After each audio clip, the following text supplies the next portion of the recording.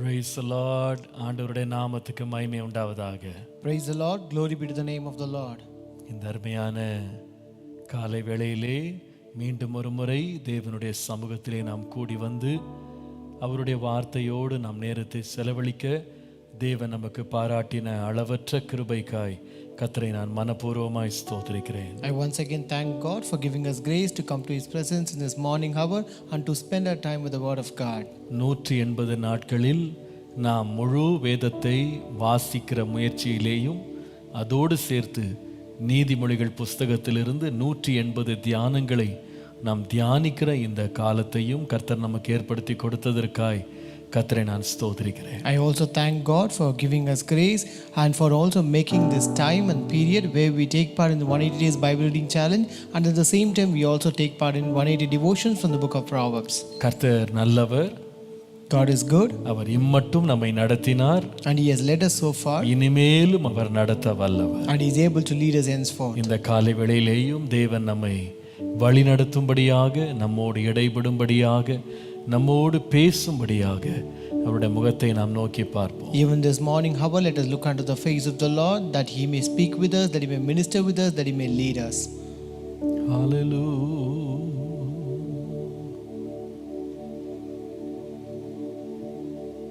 காலை நேரம் இன்ப ஜெப தியானமே, கருணை பொற்பாதம் காத்திருப்பே, அதிகாலையில் அறிவை உணர்த்தி அன்போடு இயேசு தினம் பேசுவார்.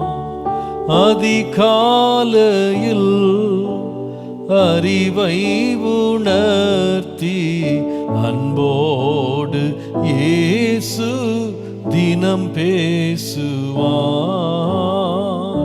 காலை நேரம் இன்ப ஜெப தியானமே,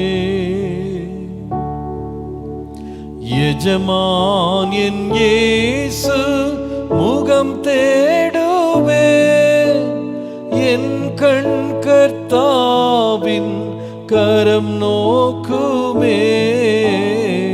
எஜமான் என் இயேசு முகம் தேடுவே, என் கண் கர்த்தாவின் கரம் நோக்குமே. எனக்கு ஒத்தாசை அவரால் கிடைக்கும், என்னை அழைத்தார் அவர் சேவைக்கே. எனக்கு ஒத்தாசை அவரால் கிடைக்கும், என்னை அழைத்தார் அவர் சேவைக்கே. காலை நேரம் இன்ப ஜெப தியானமே, கருணை பொற்பாதம் காத்திருப்பே, அதிகாலையில் அறிவை உணர்த்தி அன்போடு இயேசு தினம் பேசுவார். அதிகாலையில் அறிவை உணர்த்தி அன்போடு இயேசு தினம் பேசுவார். காலை நேரம் இன்ப ஜெப தியானமே. ஹல்லேலூயா. பரிசுத்த பிதாவே, இந்த காலை வேளையிலே உம்முடைய சமூகத்திலே உட்கார்ந்து உம்முடைய வேதத்தை தியானிப்பது எவ்வளவு இன்பமானது. Our Holy Father, how sweet it is to sit in your presence and meditate your word in this early morning. உம்முடைய பாதத்திலே இந்த காலை வேளையிலே நாங்கள் அமர்ந்திருந்து காத்திருக்கிறோம் அப்பா. Lord, we sit and we wait at your presence this morning, our Lord. இயேசுவே, நீர் எங்களோடு அன்பாக பேசுகிற தேவன். Lord, you are the Lord who speaks so lovingly to us. ஆண்டவரே, எங்களுக்கு அறிவை உணர்த்துகிற தேவன். The Lord who feeds wisdom to us, Lord. நாங்கள் நடக்க வேண்டிய வழியை எங்களுக்கு காட்டுகிற தேவன். You are the Lord who shows us the way that we should go, Lord. அப்பா, உம்முடைய பாதத்திலே எங்களை நாங்கள் படைக்கிறோம். Lord, we submit ourselves at your feet, Lord. ஆண்டவரே, இன்றைக்கு உம்முடைய திருவுள சித்தம் எங்கள் வாழ்க்கையில நிறைவேறட்டும். Lord, today, Lord, let your will be done in our life, Father. எங்களோடு பேசும் ஆண்டவரே. Lord, speak with us, Lord. நலமானது எங்களுக்கு போதியும் ஆண்டவரே. Lord, teach us that is good to us, Lord. உம்முடைய பாதைகளில் எங்களை நடத்தும் அப்பா. Lead us in your paths, Lord. உமக்கே மகிமை உண்டாகட்டும். All glory be to you alone. இயேசுவின் நாமத்தில் பிதாவே. In Jesus' name we pray. Amen. Praise the Lord. கர்த்தர் நல்லவர். Praise the Lord. God is good. இன்றைக்கும் நாம் மீண்டும் நீதிமொழிகள் புஸ்தகத்தை நாம் தொடர்ந்து தியானிக்கலாம். Let us continue our devotion from the book of Proverbs again. நீதிமொழிகள் புஸ்தகம் 3ஆம் அதிகாரம் 21-22 வசனங்களை வாசிக்கலாம். Let us read Proverbs chapter 3 verses 21 and 22. என் மகனே, இவைகள் உன் கண்களை விட்டு பிரியாதிருப்பதாக, மெய் ஞானத்தையும் நல் ஆலோசனையையும் காத்துக்கொள். My son, let them not depart from your eyes. Keep sound wisdom and discretion. அவைகள் உன் ஆத்துமாவுக்கு ஜீவனும் உன் கழுத்துக்கு அலங்காரமுமாயிருக்கும். So they will be life to your soul and grace to your neck. 22ஆம் வசனத்தை மீண்டும் வாசிக்கிறேன். I'll read verse 22 again. அவைகள் உன் ஆத்துமாவுக்கு ஜீவனும் உன் கழுத்துக்கு அலங்காரமுமாயிருக்கும். They will be life to your soul and grace to your neck. கர்த்தருடைய நாமத்திற்கு மகிமை உண்டாவதாக. Glory be to the name of the Lord. மெய் ஞானத்தையும் நல் ஆலோசனையும் ஒருவன் காத்து கொண்டால் அது அவனுக்கு கொடுக்கிற ஆசீர்வாதங்களை இங்கே நாம் வாசிக்கிறோம். We read about the blessing that a person would get or receive when he keeps sound wisdom and good counsel. முதலாவது அது ஆத்துமாவுக்கு ஜீவன் தருகிறது. First, it gives life to his soul. இரண்டாவது கழுத்துக்கு அலங்காரமாய் இருக்கிறது. And next, it is a grace to his neck. ஆண்டவருடைய அளவற்ற கிருபையினாலே இந்த நாட்களிலே ஞானத்தினால் நாம் பெறக்கூடிய ஆசீர்வாதங்களை குறித்து இந்த அதிகாரத்திலே நாம் தியானித்து கொண்டு வருகிறோம். By the grace of God, we are continually meditating about the blessings that we would get from the God's wisdom in the scripture portion. ஞானத்தை ஒருவன் தேடும் பொழுது அவனுக்கு தீர்க்காயுசு கிடைக்கிறது. If a person seeks wisdom, he will get length of days. அவனுக்கு செல்வமும் கனமும் அவனை தேடி வருகிறது. And riches and honor come seeking him. அவனுடைய வழிகள் இன்பமாக மாறுகிறது. His ways becomes pleasant ways. அவனுடைய பாதைகளிலே சமாதானம் வெளிப்படுகிறது. And peace is revealed in his paths. அவன் ஜீவ விருட்சத்தின் கனியை புசிக்கத்தக்க பாக்கியத்தை பெறுகிறவனாய் மாறுகிறான். He becomes blessed and privileged to eat of the fruit of tree of the life. கர்த்தருடைய நாமத்திற்கு மகிமை உண்டாவதாக. Glory be to the name of the Lord. நேற்றைக்கு நாம் கவனித்தோம் எப்படி ஞானம் ஒரு மனிதனுடைய ஆத்துமாவுக்கு ஜீவனை தருகிறது என்று சொல்லி. And yesterday we meditated how wisdom gives life to a soul. இன்றைக்கு நாம் தொடர்ந்து இதை குறித்து தியானிக்கலாம். Let us again continue to meditate on this. இந்த வசனத்தின் இரண்டாவது பகுதி சொல்லுகிறது, The second part of this verse says, நீ மெய் ஞானத்தையும் நல்ல ஆலோசனையும் காத்துக் கொள்ளுவாயானால் அது உன் கழுத்துக்கு அலங்காரமாய் இருக்கும். it says, if you keep sound wisdom and discretion, then it will be grace to your neck. உன் கழுத்துக்கு அலங்காரமாக இருக்கும். It will be grace to your neck. பொதுவாகவே கழுத்து பகுதியை பார்ப்பீங்கன்னா நம்முடைய சரீரத்தில் நம்முடைய முகத்தில் வெளிப்படையாக தெரிகிற ஒன்று. So generally when you look at this neck, this is something which is very evident, which is obviously seen outwardly.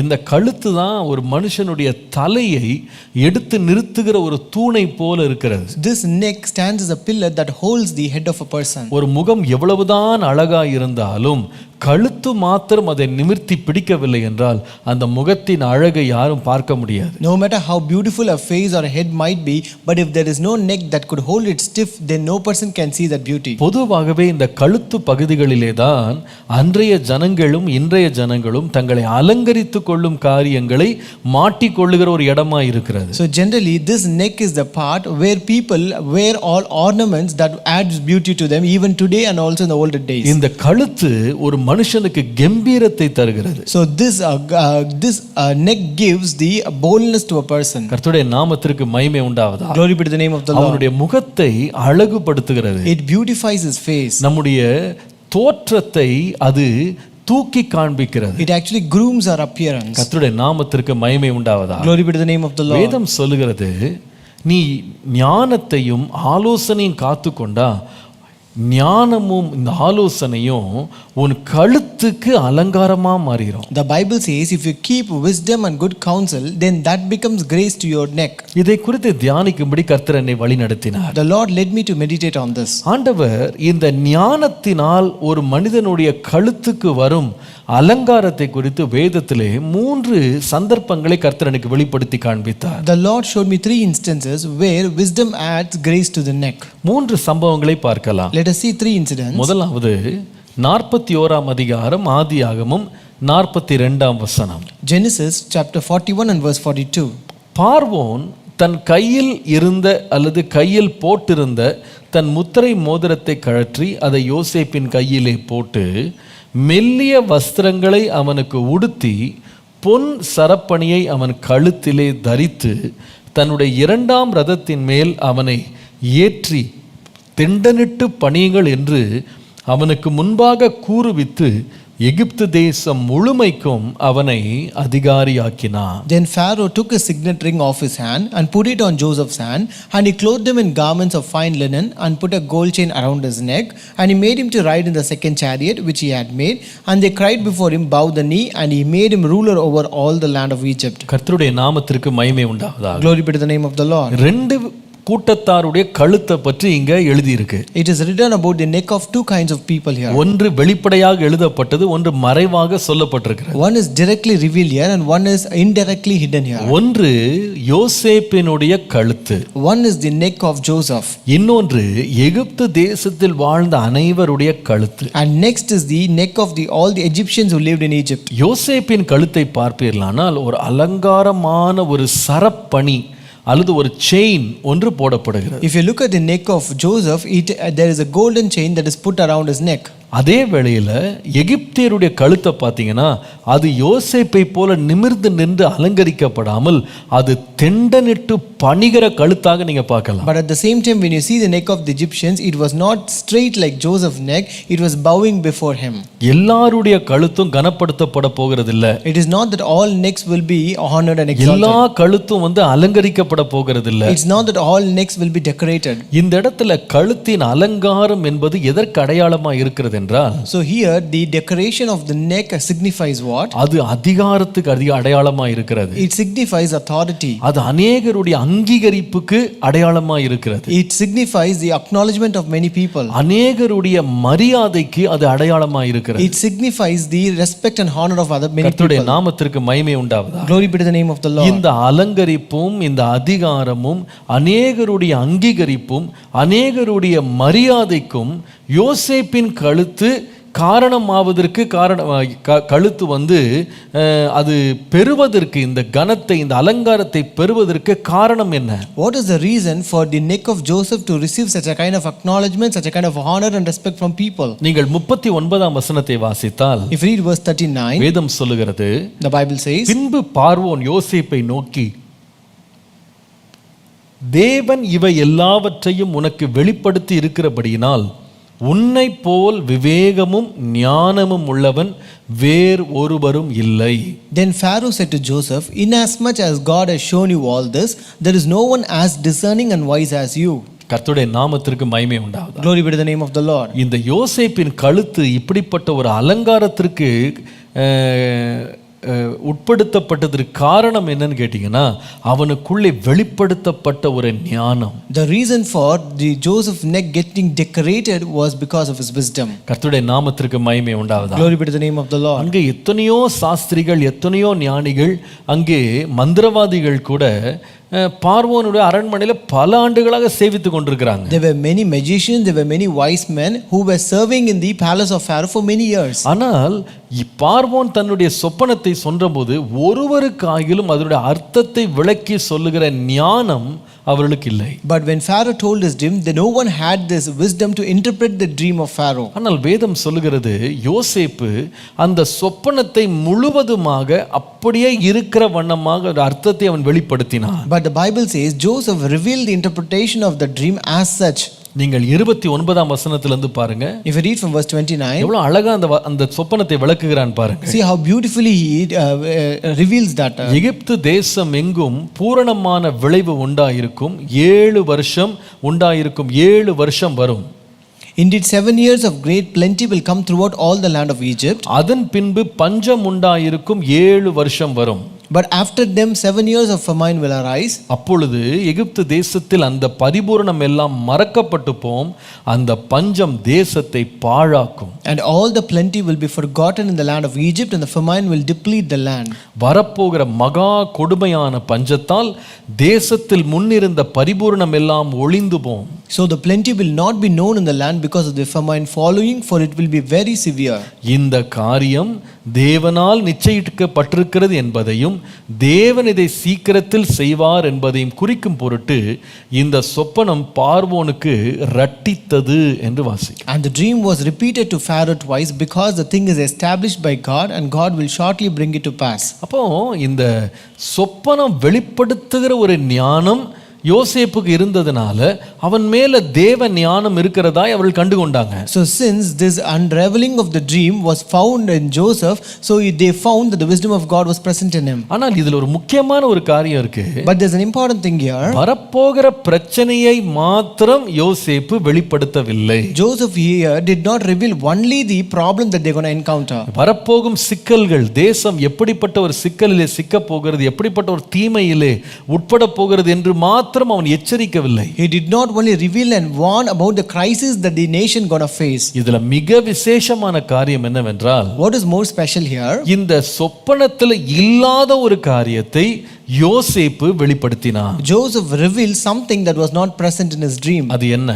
What is that? 33ஆம் வசனம் பாருங்க. If you read verse 33, அதுல தொடர்ந்து வாசிப்பீர்களானால், if you continue to read that, ஆகையால் விவேகமும் ஞானமும் உள்ள ஒரு மனுஷனை தேடி அவனை எகிப்து தேசத்திற்கு அதிகாரியாக பார்வோன் ஏற்படுத்துவாராக. Now therefore let Pharaoh select a discerning and wise man and set him over the land of Egypt. இப்படி பார்வோன் செய்து தேசத்தின் மேல் விசாரணைக்காரரை வைத்து பரிபூரணம் உள்ள 7 வருஷங்களில் எகிப்து தேசத்திலே விளையும் விளைச்சலில் 1/5 வாங்கும்படி செய்வாராக. Let Pharaoh do this, and let him appoint officers over the land to collect 1/5 of the produce of the land of Egypt in the 7 plentiful years. அவர்கள் வரப்போகிற நல்ல வருஷங்களில் விளையும் தானியங்களை எல்லாம் சேர்த்து பட்டணங்களில் ஆகாரம் உண்டாயிருக்கும்படி பார்வோனுடைய அதிகாரத்திற்குள்ளாக தானியங்களை பத்திரப்படுத்தி வைப்பார்களாக. And let them gather all the food of those good years that are coming, and store up grain under the authority of Pharaoh, and let them keep food in the cities. தேசம் பஞ்சத்தினால் அழிந்து போகாதபடிக்கு அந்த தானியம் இனி எகிப்து தேசத்தில் உண்டாகும் பஞ்சம் உள்ள 7 வருஷங்களுக்காக தேசத்தில் ஒரு வைப்பாக இருப்பதாக என்றான். Then that food shall be a reserve for the land for the 7 years of famine, which shall be in the land of Egypt, that the land may not perish during the famine. ரொம்ப அழகா இருக்கு பாருங்க. It is very beautiful here. அவர் சொல்றாரு, He says, முதலாவது அதிகாரிகளை ஏற்படுத்தணும். first you have to appoint officers. இரண்டாவது 1/5 விளைச்சலை ஜனங்கள்ட்ட வாங்கிடணும். And next you have to collect 1/5 of the produce from the people. அப்போ மூன்றாவது வாங்கின தானியங்களை 7 வருஷத்தின் பஞ்சகாலத்துக்காக சேர்த்து வைத்து அதை பரிமாறணும். And next you have to store up that grain for the 7 years of famine, and then you have to distribute it. ரொம்ப அருமையா இருக்கு பாருங்க. It is very beautiful. அதாவது ஒரு பிரச்சனையை விளக்குறதுல மாத்திரம் யோசேப்பு ஞானவானா இல்ல. Joseph was not wise only in interpreting and revealing a dream.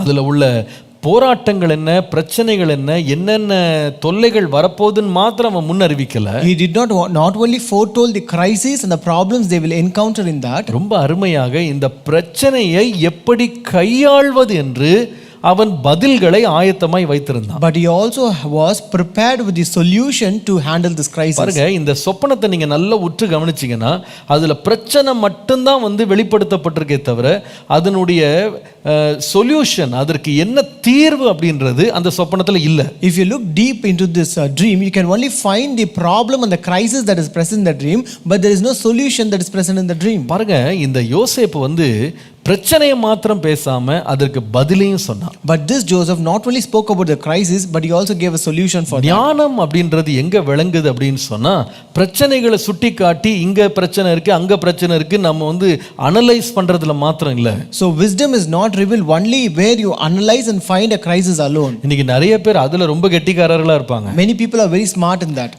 இங்க அந்த மாதிரி பிரச்சனை இருக்கு, இங்க இந்த குறைவு இருக்கு, இங்க இந்த போராட்டம் இருக்கு, இது நல்லா இல்ல அது நல்லா இல்ல, நல்லா கிரிட்டிசைஸ் பண்ணுவாங்க. So they will criticize very well, saying that there is a problem here, there is a crisis here, there is something lacking here and there. அங்க என்னென்ன பிரச்சனைகள் இருக்குன்னு சுட்டி காட்டுறதுல ரொம்ப ரொம்ப ஞானிகளா இருப்பாங்க. They are very wise in pinpointing the problems and flaws and mistakes. ஆனா அநேக வேளையில அந்த பிரச்சனைகளுக்கான சரியான தீர்வை அவங்க கொடுக்கவே மாட்டாங்க. But many times they will not give a good solution for that crisis. தொடர்ந்து பிரச்சனைகளை பேசிக்கொண்டே இருக்கிறதுனால ஒன்று நடக்க போறது இல்ல. If you continue to speak about a problem, you're not going to do anything about it. ஆனா பிரச்சனையை எப்படி தீர்க்கிறது நீங்க சொன்னாதான் நீங்க உண்மையான ஞானி. But only if you give a solution to solve that crisis, only then you are a wise man. இப்படிப்பட்ட ஞானம் யோசேப்புக்கு இருந்ததனால தான் அவன் கழுத்துக்கு ஒரு அலங்காரம் வந்தது. Since Joseph had such a kind of wisdom, there was a golden chain that came to his neck. இவன் தேசத்திற்கான அடுத்த 14 ஆண்டுகளின் திட்டத்தை அவன் கொடுத்தான் பாருங்க.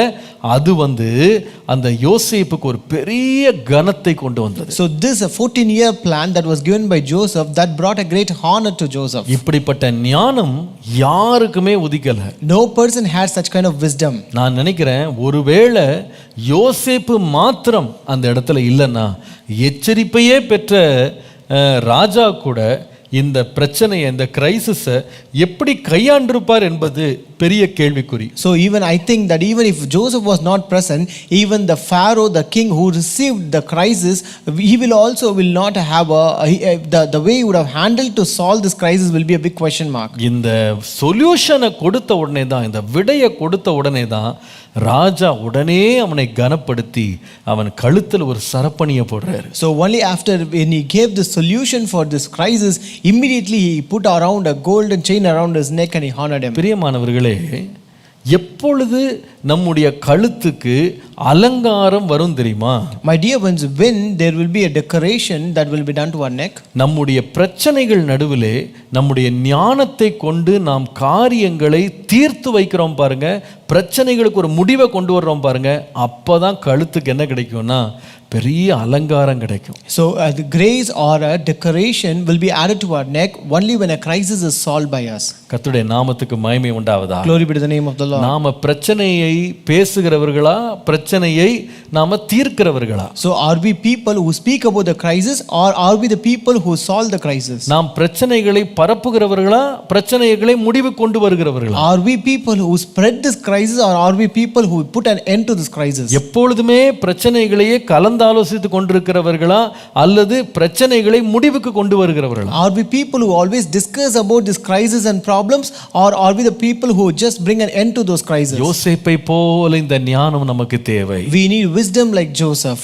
எனக்கு ஒரு சம்பவம் ஞாபகம் வருகிறது. I remember an incident. பல வருஷங்களுக்கு முன்பாக ஒரு சோப்பு கம்பெனி ஒன்று இருந்ததாம். Many years ago there was a soap company. அந்த சோப்பு கம்பெனியில நல்ல சோப்பு தான் அவங்க தயாரித்தாங்க. ஆனா அடிக்கடி அவர்களுக்கு ஒரு கம்ப்ளைண்ட் வந்து கொண்டே இருந்தது. So they were actually manufacturing very good soap, but they had a complaint very often. அது என்ன கம்ப்ளைண்ட்னு கேட்டிங்கன்னா, அந்த சோப்பு கம்பெனிலேருந்து வெளிவர்ற அந்த சோப்பு டப்பா இருக்கு பாருங்க, அநேகம் வந்து கடைக்கு போய் சேர்ந்த பிறகு அந்த சோப்பு டப்பாக்குள்ள சோப்பு இல்லை, டப்பா மாத்திரம் காலியா போய் சேருது. So the problem is that, or the complaint is that, so when they manufacture the soap, when the soaps are actually shifted or transported to these shops, by the time they reach the shops, they can find only the outer wrap alone. There is no soaps inside. Empty box மட்டும் தான் போகுது. Only empty boxes are found. உள்ள சோப்பு இல்ல. There is no soap inside. இந்த மாதிரி அடிக்கடி complaint வந்து கொண்டே இருந்தது. There was an often complaint raising like this. அது என்னன்னா, இந்த சோப்பு வந்து இந்த பாக்ஸ்ல வந்து விழுறதுக்கு அந்த கன்வேயர் பெல்ட்ல வரும்போது எப்படியோ மிஸ் ஆயிடுது. So it's because somehow the soap is actually missing to fall into that box and the conveyor belt. அப்போ இதை எப்படி தீர்க்கிறதுன்னு கம்பெனி ரொம்ப யோசித்தது. So the company actually thought how to solve this problem. ஒரு நாள் அவர்களுடைய எல்லா திறம்பட்ட இன்ஜினியர்கள் எல்லாரையும் கூட்டி சேர்த்து ஒரு கான்ஃபரன்ஸ் ரூம்ல உட்கார வைத்தார்கள். So one day they gathered all the expert engineers of their company and they gathered in a room. இந்த பிரச்சனைக்கு எப்படி முடிவு கொண்டு வருவது என்று தீர்மானித்தாங்க. So they actually began to plan to bring a solution to this crisis. அப்போ அநேகர் பல விடைகளை கொடுத்தாங்க. Many people gave many answers. கடைசியாக அந்த கம்பெனி ஒன்று செய்தது, சரி இந்த சோப்பு டப்பால சோப்பு விழுந்ததுக்கு அப்புறமா அது பேக்கேஜிங்காக போறதுக்கு முன்னால டப்பால பெரிய கார்ட்டன்ல விழுறதுக்கு முன்னால ஒரு சக்தி வாய்ந்த ஸ்கேனர் ஒன்றை நம்ம பொருத்தலாம். So therefore then they came to an end saying that so once the soap falls in that boxes, before they are to just fall into that big carton, let us fix a scanning machine there. அப்போ அந்த scanner என்ன பண்ணும்னா உள்ள soap இருக்கா இல்லையான்னு அது கண்டுபிடிக்கும். Soap இருந்தா அது கார்ட்டனுக்கு போக விடும், சோப்பு இல்லைன்னா உடனே அது பெல்ட்ல இருந்து தள்ளி விட்டுரும். So therefore this scanner will check whether there's a soap present in that box or not. If soap is present, that will let into the carton, otherwise it will just take it away from the belt. அப்போ இத மாதிரி செய்யலாம்னு சொன்னாங்க. So they thought they can do this way. அப்போ அந்த company அதை ஒத்துக்கொண்டது. The entire company accepted that. அப்போ அதுக்கு எவ்வளவு செலவாகும் அப்படினு கேட்டாங்க. So how much they have to spend for this? இந்த மாதிரி ஒரு சிஸ்டம் பொருத்தணும்னா கிட்டத்தட்ட $3 million ஆகும்னு சொன்னாங்க. So they said it may cost around $3 million to install such a kind of system. சரி செலவானாலும் பரவாயில்லை, நம்ம இந்த பிரச்சனையை நிறுத்தணும்னு எல்லாரும் தீர்மானம் பண்ணாங்க. So everyone decided, okay, let us do it even though if we have to spend so much of money. அப்பொழுது இந்த கான்ஃபரன்ஸ் ரூமுக்கு வெளியில ஒருவன் தரை துடைக்கிற இருக்கிறான் பாருங்க, ஜானிட்டர், அவன் இந்த டிஸ்கஷனை கேட்டுக்கொண்டிருந்தான். So at that time there was a janitor who just cleans the floor. He was just listening to the discussion outside the door. இந்த டிஸ்கஷன் எல்லாம் முடிந்து எல்லாம் வெளியே வரும்போது அந்த கம்பெனியோட ஓனரை பார்த்து கேட்டானா, சார் நீங்க அந்த சோப்பு அந்த டப்பால விழுறத கண்டுபிடிக்கிறதுக்காக $3 million செலவு பண்ண போறீங்கன்னு கேள்விப்பட்டேன். நான் ஒரு ஐடியா கொடுக்குறேன், அதுக்கு நீங்க கேக்குறீங்களான்னு கேட்டான். So this man asked that owner of the company when they finished the discussion and came out, he said, see sir, I heard that you're gonna install a $3 million system to find out and verify whether the soap falls into the box or not, but I have an idea, can you accept it? அப்போ அந்த அதிகாரி பார்த்தாராம், சரி என்ன உனக்கு idea வச்சிருக்கிறேன்னு கேட்டார். So that officer looked at him, okay, you can say your idea. அவன் என்ன செய்தான் தெரியுமா, நீங்க வாங்க அந்த இடத்துக்கு வாங்கன்னு சொல்லி கூட்டி போனான். So he said, you come along with me to that place, and he took him. Soap எல்லாம் ஃபில் ஆயிட்டு இருக்கு பாருங்க.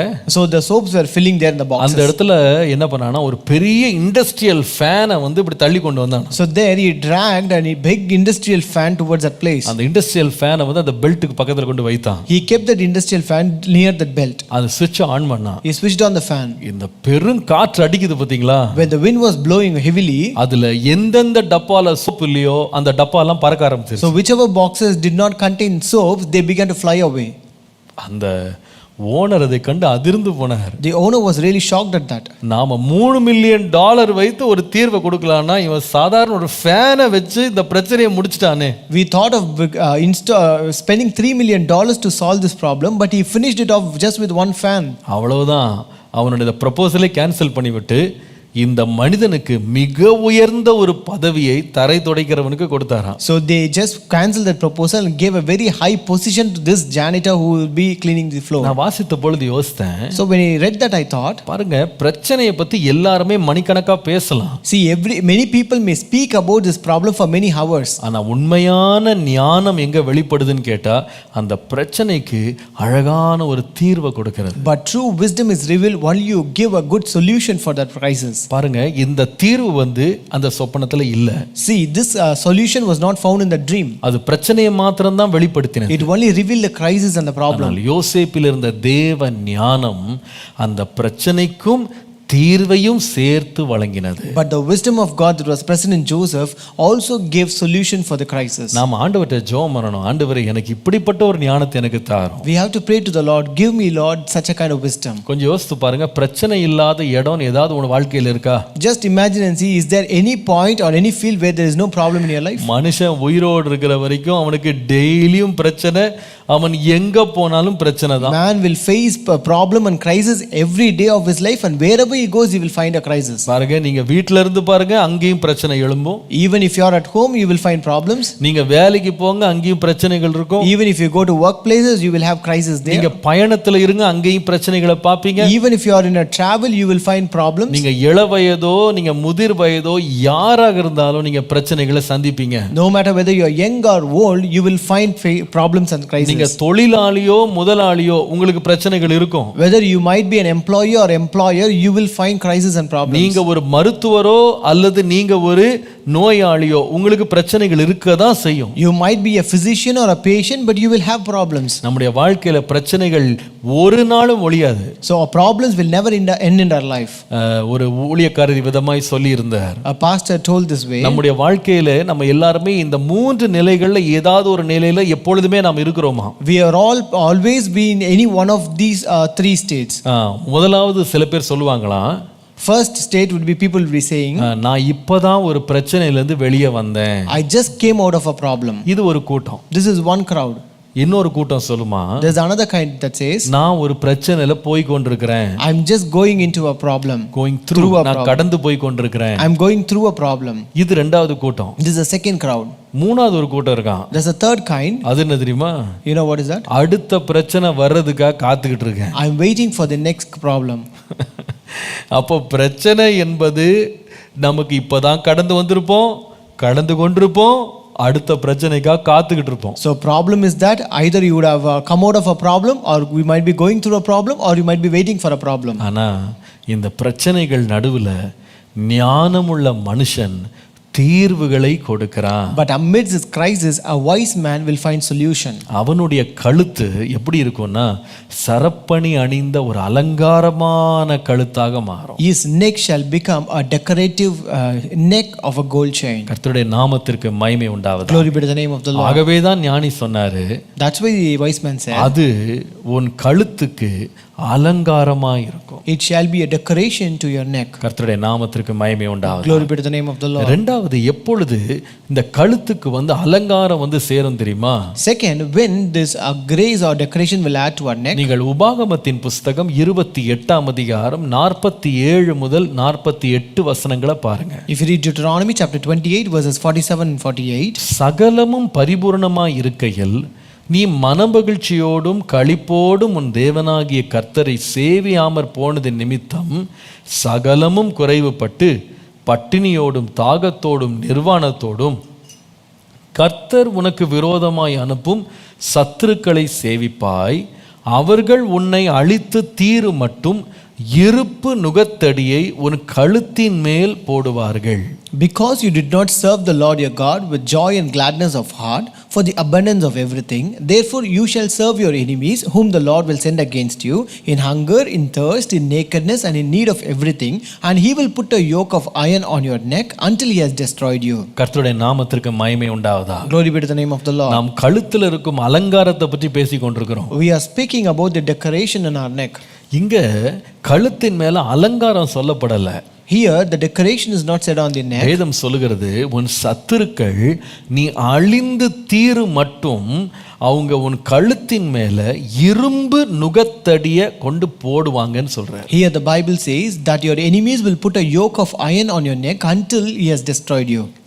இந்த நிலைமை ஏன் இந்த ஜனங்களுக்கு வரும்னு கர்த்தர் சொல்லி இருந்தார். So why did the Lord say that the people will face such kind of situation? அலங்கரிக்கப்பட வேண்டிய கழுத்து ஏன் வேதனை மிகுந்த ஒரு கழுத்தாக மாறும்னு சொன்னார். Why did the Lord say a neck that ought to be decorated will become a neck of suffering? வேதம் சொல்லுகிறது, The Bible says, நீ கர்த்தரை மனமகிழ்ச்சியோடு களிப்போடு நீ சேவியாமற் போனாய். Because you did not serve the Lord your God with joy and gladness of heart. அப்ப நான் சொல்லுவேன், ஒரு மனுஷனுக்கு ஞானம் இருக்குமானால், Therefore I tell you, if a person has wisdom, அவன் கர்த்தரை எப்படி சேவிப்பான் என்று கேட்டா மனமகிழ்ச்சியோடும் அவன் களிப்போடும் கர்த்தரை சேவிப்பான். He will serve God cheerfully and with gladness. கர்த்தருடைய நாமத்திற்கு மகிமை உண்டாவதாக. Glory be to the name of the Lord. ஏன் தெரியுமா? You know why? கர்த்தர் நம்முடைய குறைவையெல்லாம் தம்முடைய மகிமையின் ஐஸ்வரியத்தின்படி நிறைவாக தருகிறார். It's because our God fulfills all our needs by his riches and glory. இந்த இஸ்ரவேல் ஜனங்களை பாருங்க.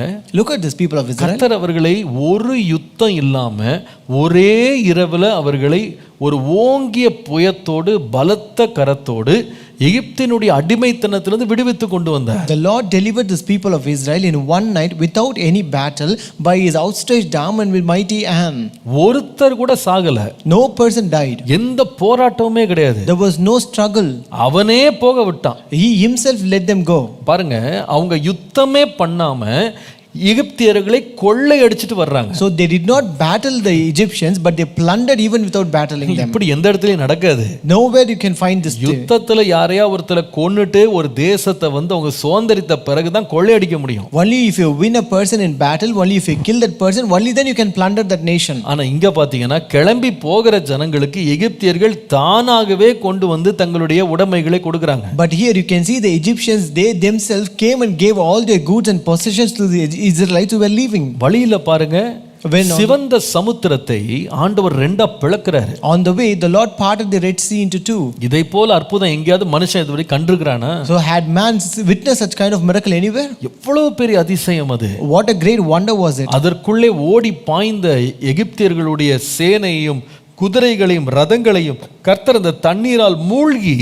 தேவன் அவர்களை திரும்ப காணவே காணாதபடி தேவன் அவர்களை அமிழ்ந்து போட்டார். The Lord also covered the armies, the chariots and the horses that entered behind them into the Red Sea by drowning them into that sea. இவங்க வனாந்தரத்துல நடந்து போயிட்டு இருக்காங்க. These people were walking in the wilderness. காலையில வனாந்தரத்துல கொடுமையான வெயில் இருக்கும். So it would be very hot sun in the morning. ஆகவே காலையில அவர்களுக்கு நிழலா இருக்கும்படி கர்த்தர் மேக ஸ்தம்பமா முன்னால போறாரு. The Lord was going as a pillar of cloud before them that he might give shade to them in the daytime. ஒரு வனாந்தரத்துல இரவு நேரம் பயங்கரமா குளிரும். And in the wilderness the night times will be very cold. ரொம்ப குளிர் It எடுக்கும். will be freezing cold. ஆனால் அந்த குளிர்ல இந்த ஜனங்கள் மரித்து போகாதபடி அக்கினி ஸ்தம்பமாக அக்கினி பில்லராக ஆண்டவர் நின்னு அவளுக்கு நல்ல அனலை தருகிறார். But the Lord stood as a pillar of fire in the night times that he may give warmth to the people. எத்தனையோ கொள்ளிவாய் சர்ப்பங்கள் எவ்வளவோ தேள்கள் இந்த வனாந்தரத்துல இருக்கும். There were many scorpions and many vipers that would be present in the wilderness. ஆனா ஒன்றும் அவங்களை கடிக்கல. But none bit them. ஒரு வியாதி வரல. There was no plagues that அவங்க they had. வஸ்திரம் பழசாகல. Their garments did not worn அவங்களோட out. செருப்பு தேஞ்சு போகல. Their sandals did not worn out. பாருங்க, அவங்களுக்கு ஆகாரம் குறைவு கிடையாது. They did not lack in food. அவர்களுக்கு கண்மையில இருந்து தண்ணி. They had water from rock. அவர்களுடைய ஆகாரம் வானத்திலிருந்து மன்னாவா பொழியுது. They got food as manna from heaven. என்ன ஒரு வழி நடத்தல். What a kind of leading. ஆனா இத்தனை நன்மைகள் அவங்க பெற்ற பிறகு But having received all the provisions and good அவங்க என்ன things, செய்யலனா கர்த்தரை மனப்பூர்வமாகவும் மகிழ்ச்சியோடும் கர்த்தரை சேவிக்கல. they did not serve God cheerfully and gladness. கர்த்தர் சொல்றாரு, உன் கழுத்துக்கு நான் அலங்காரத்தை கொடுக்க மாட்டேன், உன் கழுத்துக்கு இரும்பு நுகத்தடியை உனக்கு நான் தருவேன். The Lord said, I will not give you a decoration to your neck, but rather I will put a yoke of iron on your neck. இன்னொரு விதமாய் சொன்னால், In other words, உன்னை நான் சத்துருக்களுக்கு முன்பாக உயர்த்த மாட்டேன், சத்துருக்களுக்கு முன்பாக உன்னை தாழ்த்துவேன். I will not exalt you before your enemies, but I will humiliate before your enemies. சத்துருக்கள் உனக்கு முன்னாடி படிய மாட்டாங்க, நீ சத்துருக்களுக்கு முன்பாக பணிவாய். You will not your enemies will not bow before you, but you will bow before your enemies. நீ சத்துருக்களை ஆள மாட்டாய், சத்துருக்கள் உன்னை அடிமையாக்குவாங்க. You will not rule your enemies, but your enemies will rule over you. கர்த்தருடைய நாமத்திற்கு மகிமை உண்டாவதாக. Glory be to the name of the Lord. ஏன் இந்த கழுத்து இப்படி அலங்காரமற்ற கருத்தாக மாறினது? Why this neck became a neck devoid of decoration? ஆண்டவர் தம்மை சேவிக்கிற ஒவ்வொருவரும் சந்தோஷமா சேவிக்கணும்னு விரும்புறார்.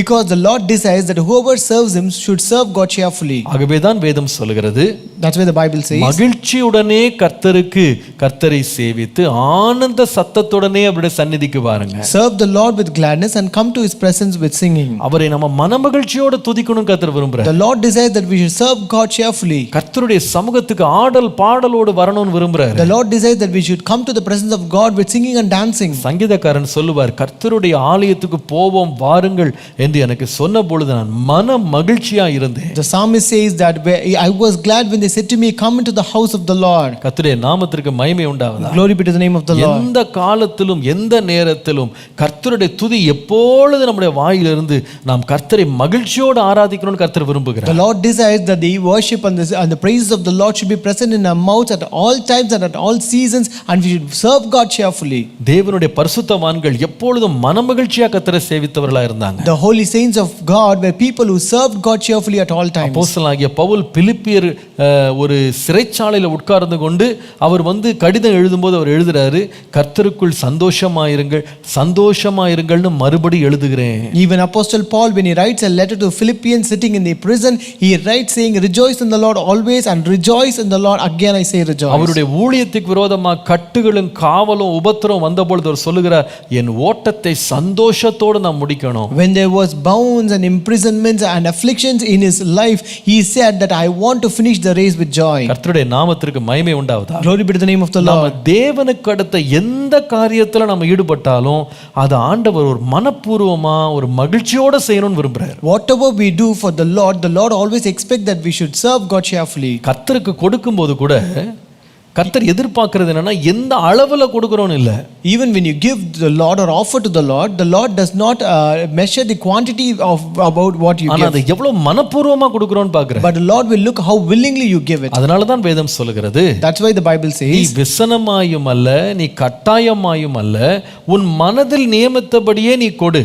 so you can give willing what you have in your heart, not unwillingly or not without any interest. Not grudgingly or of necessity, but give what you have in your heart. உன் இருதயத்தில் நீ தீர்மானித்தபடி கொடு. You give according to what you have decided in your heart. ஏனென்றால் வேதம் சொல்கிறது, கர்த்தர் மனப்பூர்வமாய் மகிழ்ச்சியோடு சந்தோஷத்தோடு கொடுக்கிறவனிடத்துல கர்த்தர் பிரியமாய் இருக்கிறார். Because the Lord is pleased with the one who gives willingly. கர்த்தருடைய நாமத்துக்கு மகிமை உண்டாவதாக. Glory be to the name of the Lord. நம்முடைய வாழ்க்கையில உண்மையான ஞானம் என்ன தெரியுமா? You know what is true wisdom in our life? கர்த்தர் செய்த நன்மைகளை மறக்காமல், that we should not forget the good things that the Lord has done. கர்த்தருக்கு நாம் செய்யும் ஒவ்வொரு சேவையும் மனப்பூர்வமாய் சேவிப்பதுதான் ஞானம். But true wisdom is serving God cheerfully in everything. உண்மையான ஞானி யார் தெரியுமா? கர்த்தரை மனமகிழ்ச்சியோடு சேவிக்கிறான். A true wise man is the one who serves God cheerfully. ஒரு உண்மையான ஞானி அறிவான், கர்த்தரை குறித்து நான் முறுமுறுப்பதற்கு எந்த காரணமுமே இல்லை. A true wise man will know that he finds nothing to murmur against God. எந்த காரணத்தையும் அவன் கண்டுபிடிக்க மாட்டான். He cannot find any reason for that. யோபுவை பாருங்க. Look at Job. அவனுக்கு கிடைத்த பொழுதும் ஸ்தோத்திரம், இழந்த போதும் ஸ்தோத்திரம். He praised God when he had everything, and also when he lost everything he said praise God. நன்மையை பெற்ற நாம் தீமையை பெற வேண்டாமா?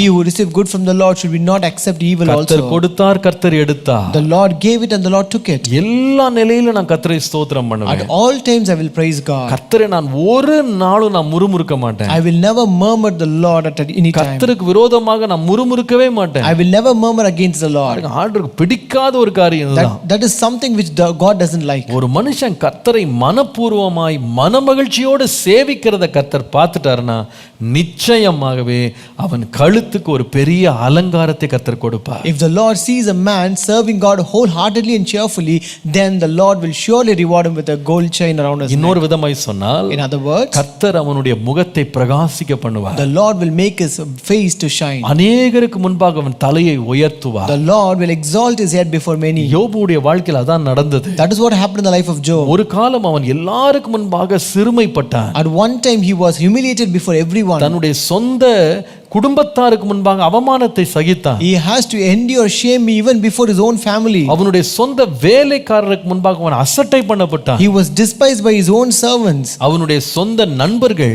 அவனை சுட்டிக்காட்டி அவன் மேல் குற்றம் சுமத்தினார்கள். Even his own friends, they pinpointed him and accused him. But அவனோ தன் வாயினால் பாவம் செய்யவில்லை. But he never sinned with his mouth. தேவனை மனமகிழ்ச்சியோடு துதித்தான். He served God wholeheartedly. மனப்பூர்வமாய் துதித்தான். He served God cheerfully. அதனுடைய விளைவு என்ன? And as a result, வேதம் சொல்லுகிறது, அவன் இழந்ததையெல்லாம் 2 மடங்கு திருப்பி கொடுத்தான். the Bible says that he got back everything in 2 folds. அவன் தேசத்திலே பேர் பெற்றவனாய் மாறினான். And he became great in his nation. அவன் இழந்த சீரையெல்லாம் அவன் திரும்ப பெற்றுக்கொண்டான். He restored all whatever he lost in his life. பிரியமானவர்களே, My dear ones, எந்த ஞானம் நம்மை நம்முடைய கழுத்தில் சரப்பணியை கொண்டு வரும் தெரியுமா? You know which wisdom will bring a golden chain around our neck? அந்த ஞானம் சொல்லுகிறது, நீ கர்த்தரை சேவிப்பாயானால் நீ மனமகிழ்ச்சியோடும் மனப்பூர்வமாகவும் நீ சேவி. So that wisdom will say, if you serve God cheerfully and wholeheartedly. மூன்றாவதாக, Third, நம்முடைய ஞானம் நமக்கு கழுத்திலே சரப்பணியை பூட்ட வேண்டுமானால், if wisdom ought to add a great chain to our neck, அதுக்கு மூன்றாவது ஒரு வழி என்ன தெரியுமா? you know what is the third way? அந்த ஞானம் என்ன செய்யும்?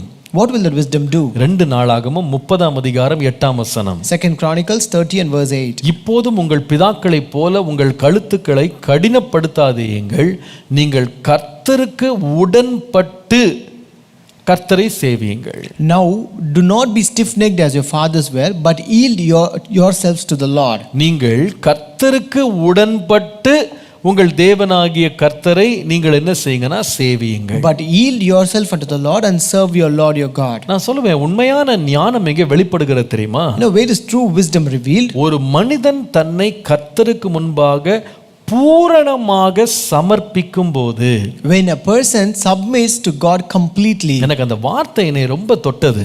This word touched me very much. அதில் எழுதியிருக்கு, நீங்கள் கர்த்தருக்கு உடன்பட்டு. Here the word says, but yield yourselves to the Lord.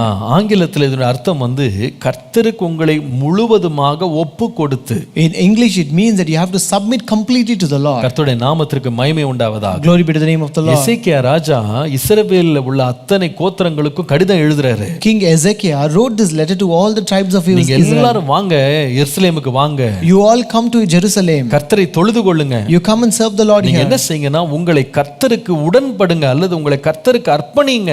Here you come and yield yourselves and submit to God. கர்த்தருக்கு உடன்பட்டு நீங்க கர்த்தரை சேவிங்க. You yield yourself to the Lord and serve the Lord. ஆனா இஸ்ரவேல் ஜனங்களுக்கு ஒரு தொன்று தொட்ட ஒரு பிரச்சனை இருந்தது. But these Israelites had a continuous consistent problem. என்ன தெரியுமா அது? You know what is that? நீங்கள் யாத்திராகமம் 32:9 வாசிப்பீர்களானால், If you read Exodus 32:9, கர்த்தர் மோசேயை நோக்கி சொல்லுகிறார், இந்த ஜனங்களை பார்த்தேன், இவர்கள் வணங்கா கழுத்துள்ள ஜனங்கள். and the Lord said to Moses, I have seen this people and indeed it is a stiff-necked people. நீங்கள் யாத்திராகமம் 33:5 வாசிப்பீர்களானால், If you read Exodus 33:5, நீங்கள் வணங்கா கழுத்துள்ள ஜனங்கள், நான் ஒரு நிமிஷத்தில் உங்கள் நடுவில் எழும்பி உங்களை நிர்மூலம் பண்ணுவேன் என்று சொன்னார். the Lord said, you are a stiff-necked people, I could come up into your midst in one moment and consume you. கர்த்தருடைய நாமத்திற்கு மகிமை உண்டாவதாக. Glory be to the name of the Lord. கர்த்தருக்கு பிடிக்காத ஒரு காரியம் அவர் சொல்லுகிற காரியத்திற்கு எதிர்த்து நிற்கிறத கர்த்தர் பிடிக்காது. The one thing which God doesn't like is that when a person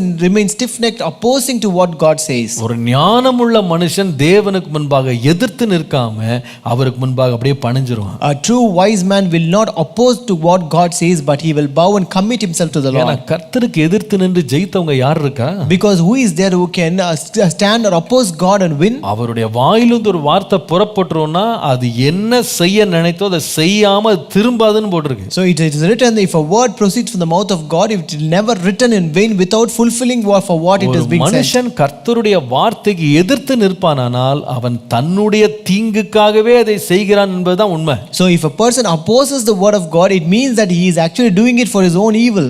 அதனாலதான் நீதிமொழிகள் 29:1 சொல்லுகிறது. That's why Proverbs 29:1 says, அடிக்கடி கடிந்து கொள்ளப்பட்டும் தன் பிடரியை கடினப்படுத்துகிறவன் சகாயமின்றி சடிதியிலே நாசமடைவான். He who is often rebuked and hardens his neck will suddenly be destroyed, and that without remedy. அப்போ உண்மையான ஞானம் உள்ளவன் யார் தெரியுமா? So who is a true wise man? கர்த்தர் ஒன்னு பேசுறாரா?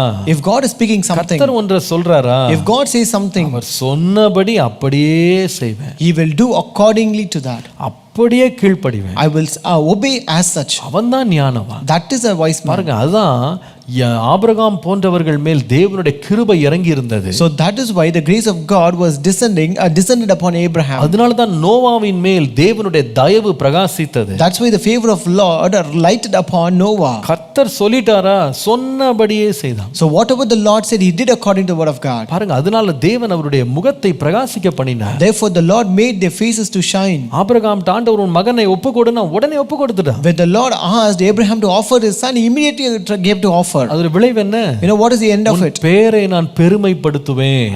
I will make your name great. நீங்க மோசேயை பாருங்க. Look at Moses. கர்த்தர் சொன்னபடி எல்லாம் செய்தார். He did whatever the Lord commanded him. விளைவு என்ன? What is the outcome? அவனுடைய முகம் தேவ தூதனை போல பிரகாசித்தது. His face brightened like an angel of the Lord. ஜனங்கள் அவனுக்கு முன்பாக நடுங்கி இருந்தார்கள். People were trembling before him. அப்படிப்பட்ட ஒரு மகிமையான தீர்க்கதரிசியாய் தேவனுக்கு முன்பாக பிரகாசித்தார். He shone like such a glorious prophet before the Lord. எந்த மனுஷன் கர்த்தருடைய வார்த்தைக்கு எதிர்த்து நிற்காம அப்படியே அடிபணிந்து கீழ்ப்படுகிறானோ அவன்தான் ஞானி. So any person who don't oppose the word of God but obeys and submits as such completely is the true wise man. அப்படி ஒருவன் தன்னுடைய பிடரியை கடினப்படுத்தாம வணங்கா கழுத்துள்ளவனாக இராதபடி தன்னுடைய கழுத்தை கர்த்தருக்கு முன்பாக பணிந்து ஆண்டவருடைய வார்த்தைக்கு முழுவதுமாய் அவன் அர்ப்பணித்து விடுவானானால் நிச்சயமாக அவன் கழுத்தை அவனுடைய பெயரை ஆண்டவர் நிச்சயமாய் மேன்மைப்படுத்துவார். If a person doesn't harden his neck and he don't remain stiff necked but bow before himself, bow before the Lord and submit completely to the word of God, then the Lord will make his name great. கர்த்தருடைய நாமத்திற்கு மகிமை உண்டாவதா. Glory be to the name of the Lord. அதுதான் இந்த எசேக்கியா திரும்ப சொல்லுவாரு. That is what this king Ezekiel says again. 2 நாளாகமம் 30ஆம் அதிகாரம் 9ஆம் வசனம் பாருங்க. 2 Chronicles 39. நீங்கள் கர்த்தரிடத்திற்கு திரும்பினால் உங்கள் சகோதரரும் உங்கள் பிள்ளைகளும் தங்களை சிறைபிடித்தவர்களுக்கு முன்பாக இரக்கம் பெறுகிறதற்கு இந்த தேசத்திற்கு திரும்புகிறதற்கும் அது எதுவாயிருக்கும். For if you return to the Lord, your brethren and your children will be treated with compassion by those who lead them captive, so that they may come back to this land. எப்படி இருக்குது? How it is? நீ கர்த்தரிடத்துல ஒழுங்கா திரும்பிட்டீனா, if you return to the Lord properly, நீ வணங்கா கழுத்துள்ளவனாய் இராதபடி பிடரிய கடினப்படுத்தாதபடி கர்த்தருக்கு உன்னை அர்ப்பணித்து விடுவாயானால், if you commit and submit yourself to the Lord, not remaining stiff-necked or not hardening your neck, உன்னை சிறைபிடித்தவங்க கையிலேயே நான் உனக்கு இரக்கத்தை தருவேன். I will give you mercy in the hand of those who took you captive. உன்னை சிறைபிடித்தவர்களே உன்னை விடுதலை பண்ணிடுவாங்க. Even the one who took you captive, they will actually deliver you. நீ சிறைபிடிக்கப்பட்ட தேசத்திலிருந்து உன்னுடைய தேசத்துக்கு திரும்பி வருவா. You will again return back to your own land from the land where you have taken as captive. ஞானம்னா என்ன? So what is wisdom? ஆண்டவரே உம்முடைய வார்த்தை எனக்கு வந்துருச்சுனா அப்படியே கீழ்ப்படி. Lord, if I receive your word, I will obey it as such. அந்த சவுல் பவுலாக மாறுகிறது. சவுல் பார்த்தீங்கன்னா நம்முடைய இரட்சகராகிய இயேசு கிறிஸ்து அவனை பேர் சொல்லி அழைத்த உடனே அவன் சொன்ன வார்த்தை, ஆண்டவரே நான் என்ன செய்ய வேண்டும் என்று இருக்கிறேன். So this Saul who became Paul, that time when the Lord met him and spoke with him, he immediately said, Lord, what do you want me to do? Samuel என்கிற பிள்ளையாண்டான் கர்த்தரை சந்தித்த பொழுது அவன் சொன்ன வார்த்தை, சொல்லும் அடியேன் கேட்கிறேன். When the child Samuel, when he met God, he said, I am your servant, tell me what I'm supposed to do. Hallelujah. Hallelujah. இன்றைக்கு நம்முடைய கழுத்தின் மேல் ஒரு அலங்காரம் வர வேண்டுமா? So today if you want to receive a decoration around your neck, கழுத்தின் மேல் ஒரு அங்கீகரிப்பு வர வேண்டுமா? if there should be an acknowledgement around your neck, நான் சொல்லுவேன், உங்களை கர்த்தர் பாராட்டுவதற்காக உங்கள் கழுத்தை தேவனுடைய வார்த்தைக்கு முன்பாக பணிஞ்சிருங்க. I tell you, submit yourself to God completely before the word of God. கர்த்தருடைய கட்டளைக்கு முன்பாக பணிஞ்சிருங்க. You submit and yield yourself to the commandment of God. முடிவு என்ன தெரியுமா? You know what is the end of it? கழுத்தர் உங்க கழுத்தை வந்து மேன்மைப்படுத்துவார். The Lord will exalt your neck. உங்கள் கழுத்தை ஆண்டவர் அலங்கரிப்பார். The Lord will decorate your neck. அதுதான் தேவ ஞானம். And that is God's wisdom. கடைசியாக ஒன்றை சொல்லி முடிக்கிறேன். At last I will say one and finish. நம்முடைய கழுத்து வந்து எப்படி இருக்கணும்? ஞானமுள்ள கழுத்து எப்படி இருக்கும் தெரியுமா? How should be a wise neck be? நீங்கள் ரோமர் 16ஆம் அதிகாரம் 3 முதல் 4 வசனங்களை வாசித்தால், if you read Romans chapter 16 verses 3 and 4, கிறிஸ்து இயேசுவுக்குள் என் உடன் வேலையாளாகிய பிரிஸ்கில்லாளையும் ஆக்கில்லாளையும் வாழ்த்துங்கள்.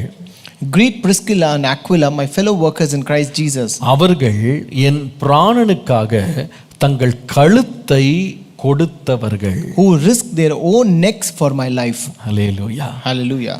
இந்த ஞானம் எங்க இப்படி வெளிப்படுதுன்னு கேட்டா, how is wisdom revealed? நான்காவதாக இந்த ஆக்கில்லா பிரிஸ்கில்லா 2 பேரும் அவங்க என்ன செய்தாங்கன்னா, தங்கள் கழுத்தை கர்த்தருக்காக தியாகம் செய்யும்படி தைரியம் கொண்டு அர்ப்பணித்தார்கள். So this Priscilla and Aquila, they courageously gave their necks to be sacrificed for the Lord. கர்த்தருடைய நாமத்துக்கு மகிமை உண்டாவதாக. Glory be to the name of the Lord. அங்கே பவுல் இங்கே பாராட்டுகிறார். Here Paul appreciates them. அவருடைய பெயரை குறிப்பிடுகிறார். He mentions their name. அவர்களுக்கு ஒரு அங்கீகாரத்தை தர்றார். He gives an acknowledgement to them. அவர்களை வாழ்த்துங்கன்னு சொன்னார். He says greet them. யாருக்கு இந்த வாழ்த்தல் வந்தது? Who did receive this greeting? அவர்கள் பவுலுக்காக தங்கள் கழுத்தையே அவங்க தியாகம் பண்றதுக்கு ரெடியா இருந்தாங்க. who were ready to sacrifice their own necks for Paul. நான் சொல்லுவேன், உண்மையான ஞானம் உள்ளவன் யார் தெரியுமா? I tell you, who is a true wise man? தன் ஜீவனை அவன் சம்பாதித்துக் கொள்ளுகிறவன் அல்ல. Not the one who gains his life. அவன் தன் ஜீவனை கர்த்தருக்காக, கர்த்தருடைய ஊழியத்துக்காக இழக்கிறவன். But the one who loses and sacrifices his life for God and his ministry. கர்த்தருடைய நாமத்திற்கு மகிமை உண்டாவதாக. Glory be to the name of the Lord. அவன்தான் உண்மையான சீஷன் என்று இயேசு சொன்னார். Jesus said he is a true disciple. தன்னுடைய ஜீவனை காத்துக் கொள்ளுகிறவன் அதை இழந்து போவான். The one who keeps his life, he will lose it. ஆனால் தன்னுடைய ஜீவனை தேவனுக்காக அர்ப்பணிக்கிறவனோ அதை 100 மடங்கு திரும்ப பெற்றுக்கொள்வான். But the one who sacrifices his life for God, he will receive back 100-fold times. பிரியமானவர்களே, நம்முடைய வாழ்க்கை முழுவதையும்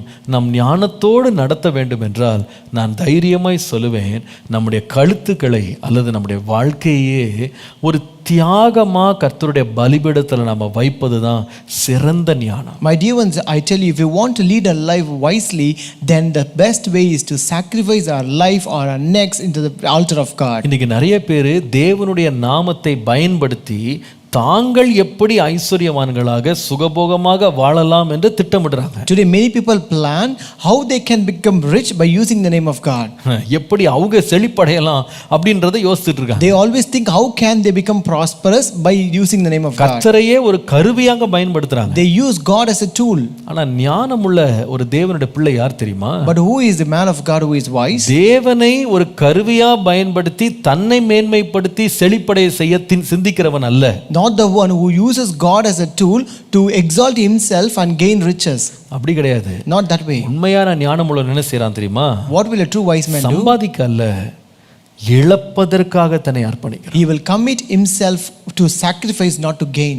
அவன் தன் வாழ்க்கையிலே அவன் மேன்மை அடையல்ல, தன்னுடைய வாழ்க்கையை தியாகமாய் ஊற்றுகிறான். He just pours out his life as a sacrifice and not to exalt himself. அவன் சேர்ப்பதற்கல்ல, இழக்க விரும்புகிறான். He always desires to lose, not to gather and store. அவன் வாங்குவதில் அல்ல, கொடுப்பதை பாக்கியமா நினைக்கிறான். He considers giving to be a blessing rather to receive. தன்னுடைய நேரத்தை கர்த்தருடைய பலிபீடத்தில் வைக்கிறான். He keeps this time in the presence and altar of தன்னுடைய God. சுகத்தை தேவனுக்காக ஊற்றுகிறான். He just pours out his health for God. தன்னுடைய செல்வத்தை தேவனுக்காக செலவழிக்கிறான். He spends his wealth for God. தன்னுடைய ஞானத்தை கர்த்தருடைய பலிபீடத்தில் ஊற்றுறான். He pours his wisdom in the altar of God. தனக்கு இருக்கிற அத்தனை திறமைகளையும் கர்த்தருக்கென்றே கொடுக்கிறான். He gives all his talents only for God. தன்னுடைய சரீரத்தை ஜீவ பலியாக ஒப்பு கொடுக்கிறான். He sacrifices his own body as a living நான் sacrifice. சொல்லுவேன், அவன்தான் பெரிய ஞானி. And he is a great wise man. ஏன்னா அவனுக்கு தெரியும், Because நான் கர்த்தருக்காக எதை இழந்தாலும் no matter whatever I may lose for God, நான் அதை 100 தனையாக நான் திரும்ப பெற்றுக்கொள்வேன். I will receive it back 100-fold. Hallelujah. Hallelujah. இருக்கிறதுலயே சிறந்த முதலீடு கர்த்தருக்காக என் வாழ்க்கையை செலவழிக்கிறது தான். The best investment that I can do is spending my life for God. உங்களோட வாழ்க்கையை நீங்க எப்படி ஞானமா நடத்துறீங்களா அல்லது இந்த உலக ஞானத்தின்படி நீங்க நடத்துறீங்களா? So how are you leading your life, according to God's wisdom or according to the worldly wisdom? தங்கள் கழுத்தை என் பிராணனுக்காக கொடுத்தவர்கள். They risk their own necks for my life. நம்ம கழுத்து என்ன செய்யுது? What is our neck doing? ஆண்டவரே, Lord, என் கழுத்தையும் அர்ப்பணிக்கிற அல்லது தியாகமாய் கொடுக்கிற ஒரு ஞானத்தை எனக்கு தாரும். Lord, give me a wisdom that would sacrifice my neck for you, Lord. ஸ்தேவான் என்கிறவன் தன்னுடைய கழுத்தை கர்த்தருக்காக கொடுத்தான். Stephen, he gave and sacrificed his neck for God. அவருடைய நாமத்திற்காக கல்லெறிந்து கொல்லப்பட்டான். He was stoned to death for his name's sake. முடிவென்ன தெரியுமா? Now what was the end of it? அவன் மரிக்கும் பொழுது When he died, பிதாவின் வலது பரிசத்தில் இயேசு எழுந்து நின்றார். Jesus stood on the right side of Father. அவனை ஏற்றுக்கொள்ளும்படி எழுந்து நின்றார். Jesus stood on the right side of the Father to accept and receive him. என்ன ஒரு கனம்! What a great honor. பிரியமானவர்களே, My dear ones, தேவனுடைய ஞானம் நம்மிலே வெளிப்பட்டு நம்முடைய கழுத்து அலங்காரமான ஒரு கழுத்தாய் மாறுவதாக. let the wisdom of God be revealed in our life and let our neck become a decorative neck. எப்பொழுது நம்முடைய கழுத்து அலங்காரமான கழுத்தாக மாறும்? When our neck will get decorated, முதலாவது நம்மில் இருக்கிற ஞானம் ஒரு பிரச்சனைக்கு தீர்வை கொண்டு வருகிற ஞானமாய் வெளிப்படும் போது, first when wisdom that is present in us is revealed as a wisdom that would solve a crisis. இரண்டாவது, எப்பொழுது நம்முடைய கழுத்து அலங்காரமான கழுத்தாக மாறும்? When our neck will get decorated, நம்முடைய வாழ்க்கையிலே தேவனை சேவிக்க வேண்டும் என்று வரும்பொழுது மனமகிழ்ச்சியோடு சேவிக்கிற ஞானம் நாம் பெறும்போது, when we receive the wisdom that helps us to serve God cheerfully. மூன்றாவது, Third, எப்பொழுது நம்முடைய கழுத்து அலங்காரமான கழுத்தாக மாறும், when our neck will be decorated neck. நாம் தேவனுக்கு நம்மை பூரணமாக அர்ப்பணிக்கும் போது. When we submit to God completely. நான்காவது, Fourth, நாம் நமக்கென்று ஒன்றும் வைத்துக் கொள்ளாம தைரியத்தோடு தேவனுக்கென்று நம்முடைய வாழ்க்கையை தியாகமாய் அர்ப்பணிக்கும் போது. when we give or sacrifice our life courageously for God and not keeping anything for us. இந்த காலை வேளையிலே கர்த்தர் நம்மோடு பேசுவாரா. May the Lord speak with us in this morning hour. ஆண்டவரே, என் கழுத்து அலங்காரமாய் மாறட்டும் என்று கேளுங்க. Ask, Lord, let my neck also be decorated, Lord. ஜெபம் பண்ணுவோம். Let us pray. பரிசுத்த பிதாவே, உம்மை ஸ்தோத்திரிக்கிறோம். Our Holy Father, we praise you. எங்களோடு பேசின நல் வார்த்தைக்காக ஸ்தோத்திரம். Lord, thank you for the good word that you spoke with இந்த us. நாளிலே இந்த வார்த்தை கேட்ட ஒவ்வொருவருடைய கழுத்தும் ஒரு அலங்காரமான கழுத்தாக மாறட்டும். Lord, this morning, Lord, whoever listened to this sermon, Lord, let their neck become a decorated neck, Lord. உம்முடைய ஞானம் எங்கள் வாழ்க்கையிலே வெளிப்படட்டும். Lord, let your wisdom be revealed in our life, Lord. ஆண்டவரே, எங்களுக்குள்ளே ஆழமான கிரியை செய்யும். Lord, do your work very deeply in our life, எங்களுக்கு Lord. கொடுக்கப்பட்ட நாட்களை உமக்கென்று பிரயோஜனப்படுத்திக் கொள்ள கிருபை தாரும். Lord, give us grace that we may make use of the time that you have given in our life for you, உம்முடைய Lord. நாமத்தை மகிமைப்படுத்தும். Glorify your name, Father. இயேசுவின் நாமத்தில் பிதாவே. In Jesus' name we pray. Amen. Amen. Amen. Praise the Lord. கர்த்தர் நல்லவர். Praise the Lord, God is good. இன்றைக்கும் நாம் வாசிக்க வேண்டிய வேத பகுதி Today's scripture portion, அப்போஸ்தலர் நடபடிகள் 9ஆம் அதிகாரம் முதல் 12ஆம் அதிகாரம் வரை. Acts chapter 9 to 12. ஆகவே இந்த வேத பகுதியை வாசித்து 180 நாட்கள்ல வேதத்தை முழுவதும் வாசிக்கிற முயற்சியில் ஈடுபடுங்க. Therefore read this portion and take part in 180 days Bible reading challenge. இந்த நாள் முதல் நம்முடைய சபையிலே நமக்கு காலை 10 மணி முதல் 1 மணி வரைக்கும் நமக்கு 40 நாள் வருடாந்திர உபவாச ஜெபம் இருக்கிறது. So from today onwards we have the annual 40 days fasting prayer from 10 a.m. to 1 p.m. ஆயத்தத்தோடு வாருங்கள். Come with preparation. கர்த்தர் நமக்குள்ளே ஜெபாவியை தந்து தேவன் தாமே நம்மை வழி நடத்துவாராக. May the Lord give the spirit of prayer in us and may the Lord lead us. நீங்களும் பங்கு பெறுங்கள். Even you take part in this. உங்களுக்கு அறிமுகமானவர்களையும் பங்கு பெற உற்சாகப்படுத்துங்கள். Also encourage all your familiar people to take part in this. கர்த்தர் நம்மை ஆசீர்வதிப்பாராக. May God bless us all. ஆமென்.